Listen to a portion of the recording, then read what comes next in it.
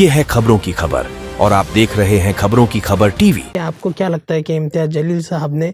हमारे शहर औरंगाबाद के लिए क्या क्या कुर्बानियाँ दी हैं और क्या क्या काम और किस अंदाज में उन्होंने किया है, इस पर वो थोड़ी सी रोशनी डालें। अस्सलामु अलैकुम वरहमतुल्लाहि वबरकातुहू। मेरा नाम सैयद निसार क़ादरी है। मैं इमाम पार्टी मजलिस इत्तेहादुल मुस्लिमीन का जो है शहर उपाध्यक्ष हूँ। और रही बात खासदार इम्तियाज़ जलील साहब की जो कामों की बात है,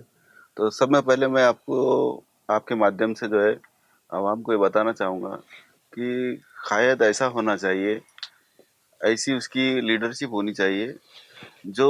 विजनरी लीडर जिसको कहा जाता है,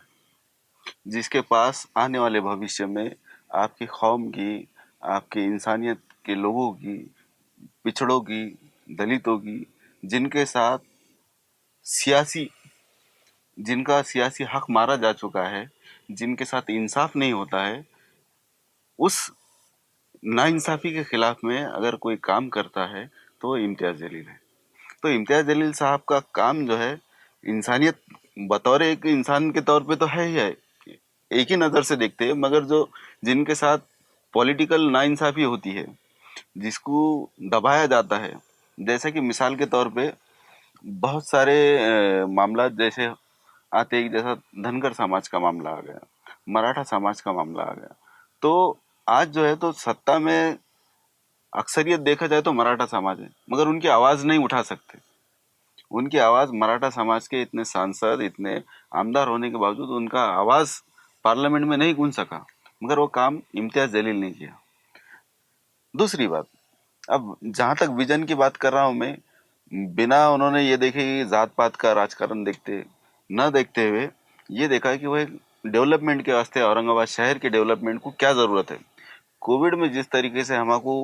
दवाखानों की, बेडों की, ऑक्सीजन की जो ज़रूरतें थी, उसमें कहीं ना कहीं राज्य सरकार, केंद्र सरकार जो है तो नाकामयाब रही। उसका रीज़न आपने देखा होगा कि कई लोगों को जो है बिगर ऑक्सीजन के वजह से लोगों की मौतें हो गई, सही वक्त पर इलाज नहीं मिलने की वजह से बहुत सारी मौतें हो गई। इस बात को उन्होंने जो है तो उठाया, पार्लियामेंट में उठाया, यहाँ पर हाई कोर्ट में खुद ने जो है तो पीआईएल दाखिल की, जो जो एक घाटी के अंदर एक सुपर स्पेशलिटी दवाखाना जो 350 करोड़ की लागत से बनाया गया,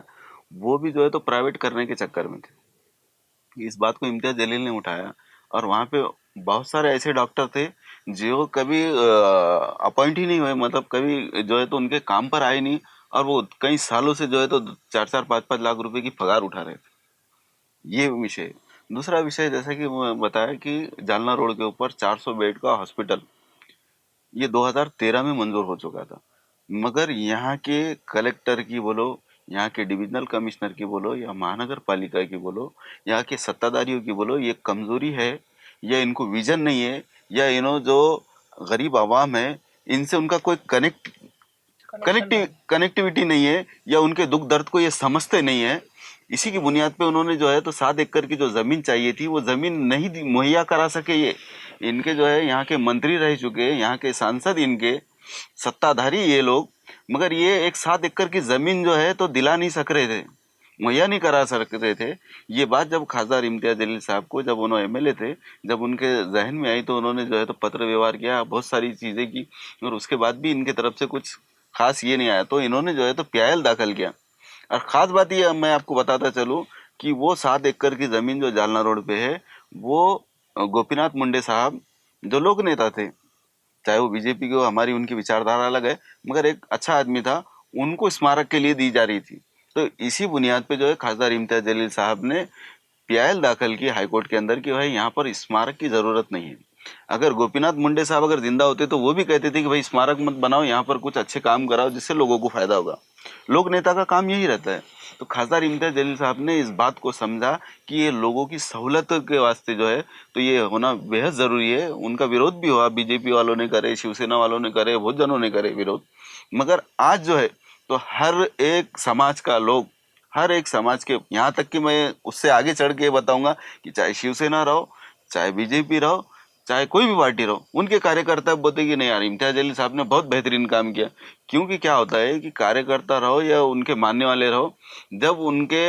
परिवार पर, उन पर मुसीबत आती, जब दवाखानों की जब चक्कर लगाना पड़ते, जब जेब का पैसा जाता तो कोई लीडर काम नहीं आता। ये सरकारी दवाखाने काम आएंगे, इसमें जो सहूलतें मिलेगी वो काम आने वाली है। तो इस बात को ध्यान रखते हुए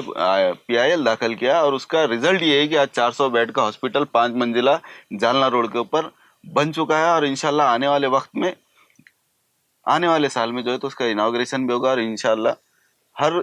तबके से, चाहे वो अमीर रहो, चाहे गरीब रहो, चाहे शेतकरी रहो, हर मुद्दे पे बेबाकी से आवाज उठाने वाले का नाम इम्तियाज जलील।